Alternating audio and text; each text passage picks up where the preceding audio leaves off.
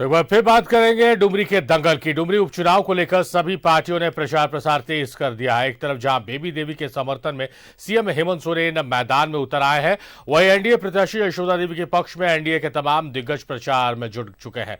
BJP प्रदेश अध्यक्ष बाबूलाल मरांडी और प्रदेश प्रभारी लक्ष्मीकांत वाजपेयी ने डुमरी में आयोजित चुनावी सभा को संबोधित किया। इस दौरान एनडीए प्रत्याशी यशोदा देवी के पक्ष में मतदान करने की अपील की। साथ ही हेमंत सोरेन सरकार पर करारा हमला भी किया है।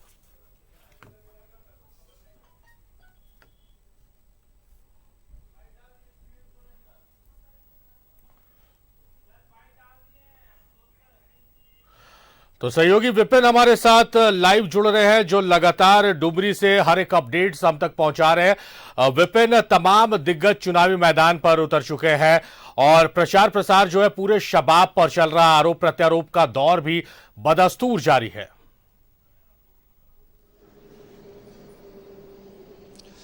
जी बिल्कुल सारिफ, और इस उपचुनाव में आज से बाबूलाल मरांडी की भी एंट्री हो गई। और जिस तरीके से बाबूलाल मरांडी और झारखंड भाजपा के जो प्रभारी है, बीजेपी के राष्ट्रीय उपाध्यक्ष और राज्यसभा में बीजेपी के मुख्य सचेतक लक्ष्मीकांत वाजपेयी, इन दोनों ने एक संयुक्त मंडल स्तरीय कार्यकर्ता सम्मेलन को संबोधित किया। और इस संबोधन के दौरान दोनों नेताओं ने जमकर मुख्यमंत्री हेमंत सोरेन पर निशाना साधा।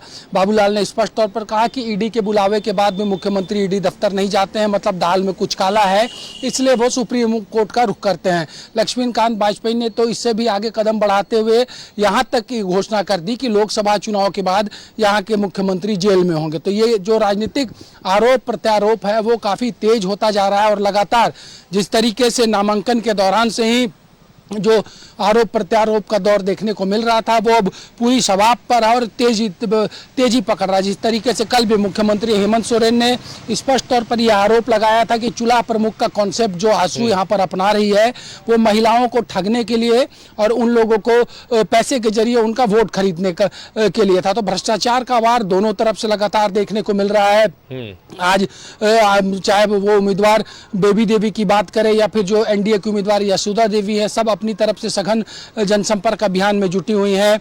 एनडीए की तरफ से आज बाबूलाल मरांडी, लक्ष्मीकांत वाजपेयी के अलावा जो पूर्व प्रदेश अध्यक्ष है रविंद्र राय, उनकी मौजूदगी थी। इसके अलावा जो विभिन्न मंडलवार जवाबदेही बीजेपी के नेताओं को दी गई है, उसी कड़ी में वो भी अपने अपने प्रभार वाले क्षेत्र में चुनाव प्रचार कर रहे हैं। इंडिया गठबंधन की तरफ से मिथिलेश ठाकुर तो डुमरी में कैंप कर रहे हैं, हफीजुल हसन यहाँ पर लगातार कैंप कर रहे हैं, जोबा मांझी की मौजूदगी है, सांसद महुआ माझी यहाँ पर चुनाव प्रचार कर रही है। वही बात अगर सहयोगी घटक दल कांग्रेस की तरफ से करे तो कांग्रेस की तरफ से खुद लगातार कांग्रेस कोटे के कई मंत्री यहाँ पर चुनाव प्रचार कर रहे हैं। अनूप सिंह जो बेरमो के विधायक है, जिनसे सटा हुआ ये इलाका है, उनको लगातार यहाँ पर सक्रिय देखा जा रहा है। कल डुमरी में मुख्यमंत्री की सभा होनी है और अब से कुछ देर पहले श्रम नियोजन मंत्री सत्यानंद भोक्ता भी डुमरी पहुंच चुके हैं। नावाडी में उनका जनसंपर्क अभियान चल रहा है। तो तमाम जो झारखंड की राजनीति के हैवीवेट चेहरे हैं वो फिलहाल डुमरी में है। डुमरी के जरिए जो एक मैसेज देने की कोशिश है, जिस तरीके से एनडीए ये कह रहा है कि ये जीत एनडीए के लिए इस मायने में भी जरूरी है कि इसके जरिए यहाँ से 2024 की परीक्षा को लेकर जो कदम एनडीए आगे बढ़ाएगा राज्य की सरकार के खिलाफ, उसमें उन्हें बल मिलेगा। जो एक बातें आज के मंडल स्तरीय कार्यकर्ता सम्मेलन में बीजेपी ने कही कि जो किसी को किसी पद पर बैठाने के लिए प्रस्तावक और समर्थक की भूमिका में दो व्यक्ति होते हैं, तो उसमें उनका जिक्र था कि रामगढ़ प्रस्तावक बना है और डुमरी जो है वो यहाँ पर सत्ता तक पहुँचाने के लिए समर्थक के भूमिका में नजर आएगा। तो काफ़ी महत्वपूर्ण है राज्य के लिए। हालांकि इस चुनाव परिणाम का असर किसी भी तरह से राज्य की सत्ता पर नहीं पड़ेगा, लेकिन लोकसभा चुनाव से पहले और इंडिया गठबंधन के गठन के बाद ये कई मायनों में महत्वपूर्ण होता जा रहा है सारिफ। इसलिए पूरे झारखंड की नज़रें डुमरी के बाई इलेक्शन में है। सबसे बड़ी बात कि जिन परिस्थितियों के बीच डुमरी में उपचुनाव हो रहा है, जगन्नाथ दा का निधन असामयिक तौर पर हुआ, शिक्षा मंत्री थे, और देखिए ये भी एक विडंबना ही है कि राज्य के शिक्षा मंत्री के निधन के बाद जब उपचुनाव की बारी आई है तो वो भी शिक्षक दिवस के दिन, यानी कि 5 सितंबर को है।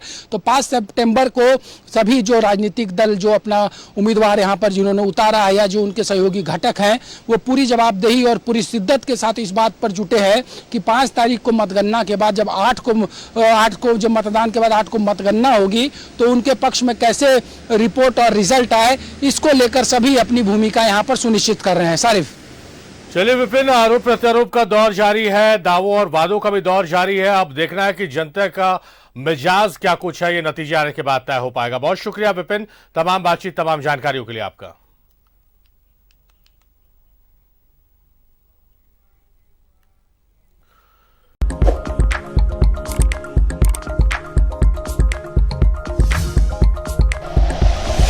Like and share videos, subscribe करें हमारा चैनल और प्रेस करें बेल आइकॉन। न्यूज़ 11 भारत, सच है तो दिखेगा।